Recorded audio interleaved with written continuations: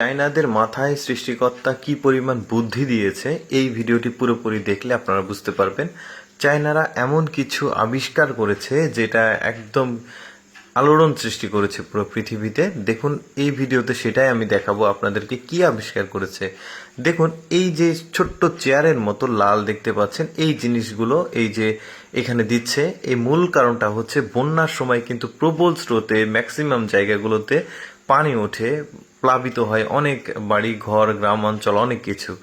সেখানে কিন্তু বাঁধ দিয়ে পানি আটকানো একদমই অসম্ভব হয়ে যায়। চায়নারা এমন একটা জিনিস আবিষ্কার করেছে, একদম সিম্পল একটা জিনিস, শুধু বুদ্ধি খাটিয়ে আবিষ্কার করেছে। চেয়ারের মতো দেখতে পাচ্ছেন, এটা দিয়ে পানির প্রবল স্রোত পর্যন্ত তারা আটকে দিচ্ছে। এখানে কিন্তু কোনো যন্ত্রপাতি নাই, রকেট সায়েন্স নাই, জাস্ট একটু বুদ্ধি খাটিয়েছে। দেখতে পাচ্ছেন এটা চেয়ারের মতো, এই জিনিসটা যে দিক দিয়ে স্রোত যাচ্ছে জাস্ট সেই দিকে আটকে দিয়েছে, এতেই পানি আটকে গেছে।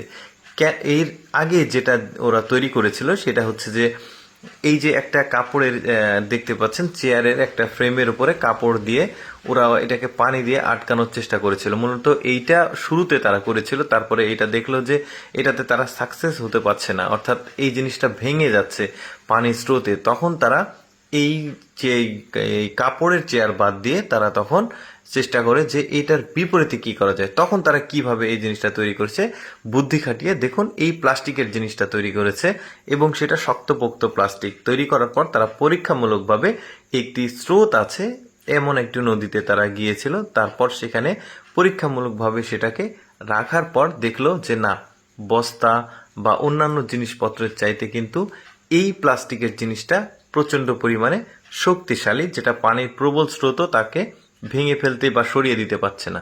এইটার পেছনে একটা বুদ্ধি খাটিয়েছে, সেটা হচ্ছে এই যে চেয়ারের মতো প্লাস্টিকের লাল এই জিনিসটা দেখছেন, এটার নিচে ঠিক রাবারের মতো একটা ফ্রেম দেওয়া আছে, ঠিক পায়ের কাছে ওই রাবারের ফ্রেমটা এই যে দেখতে পাচ্ছেন এই পাকা রাস্তার মতো, যেটা মানে শান বাঁধা বা এই জিনিসগুলোকে আঁকড়ে ধরছে এই রাবারের জিনিসটা, তখন কিন্তু এটা আটকে যাচ্ছে। এটাকে প্রচন্ড পরিমাণে মানে চাপ আসলেও এই জিনিসটা কিন্তু সরে যাচ্ছে না, অনায়াসেই এই পানিটা সে কিন্তু রুখে দিতে পারছে।